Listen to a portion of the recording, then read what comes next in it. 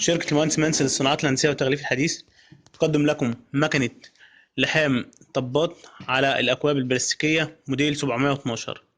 المكنة شغالة على كهرباء البيت العادية 220، بتقوم بلحام الطباط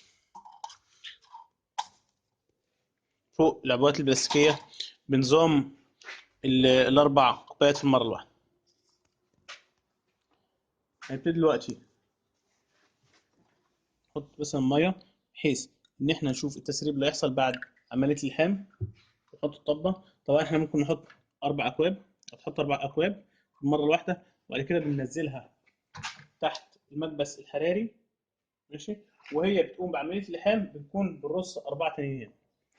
ده ظبط الحرارة، ظابطينها دلوقتي على 200 درجة مئوية. ده ظبط التوقيت. طبعا التوقيت ده بنعمل بيه ايه؟ لما بننزل يد بتفضل محتفظة بنزولها تحت لحد اما الوقت يعدي وتروح مرفوعة لوحديها، وبتكون تمت كده عملية اللحام للطباط. قبل ما بتكون خلاص تمت العملية بنلف الجزء ده، ماشي، يلحم الجزئية التانية ونلم من المجموعة الأولانية اللي احنا لحمناها، وهكذا نظام دائري. دلوقتي هنجرب.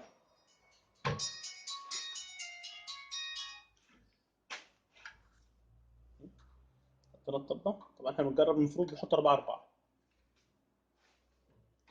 نروح منزلين يد مش هتترفع. اول ما بتخلص الوقت اللي احنا ظابطينه بتترفع، واللمبه دي بتنور، بتكون تمت عمليه اللحام معانا. كده خلاص تمت عمليه اللحام. بنلف الجزء ده، نطلع الكوبايه بتاعتنا، وهكذا، وبنلف المجموعه الثانيه بحيث ان هي تتم عمليه اللحام.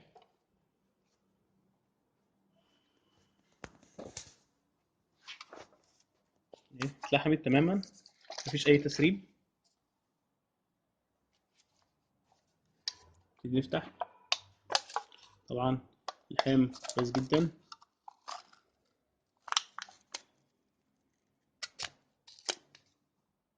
ما زي ما هي.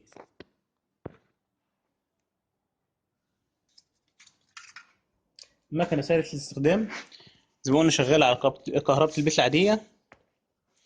نقدر نعبي او نلحم عليها كوبايه الزبادي، كوبايه المكسرات، اي عبوات بلاستيكيه بنظام الخامات الحراريه او الطبات الحراريه اللي بتوفرها برضو شركه المهندس منسي للصناعات الهندسيه والتغليف الحديث. ده الجزء المغناطيسي اللي احنا قلنا عليه، اللي هو لما بننزل اليد بيمسك لحد اما التوقيت بيخلص، بعد كده بيترفع لوحده. المكنه موديل 712 مقدمه من شركه المهندس منسي للصناعات الهندسيه والتغليف الحديث. شرح مهندس احمد حسن، مدير فرع مدينه نصر.